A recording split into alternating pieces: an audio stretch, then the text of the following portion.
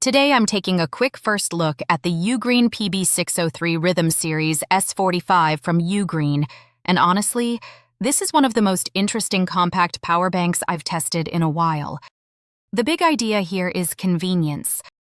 It's a 10,000 mAh unit with a built-in braided USB-C cable, a USB-C port, and even USB-A, all packed into a really pocket-friendly body.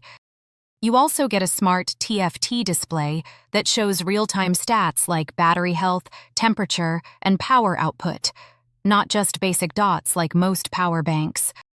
Performance-wise, you're looking at up to 45 W's output, which is great for phones, tablets, and even something like a MacBook Air in a pinch. Build quality also feels solid, and the integrated cable is a nice everyday win. Downsides?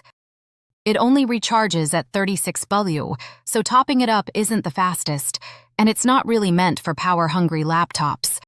So yeah, if you want a reliable, cable-ready daily carry, this one's worth a look.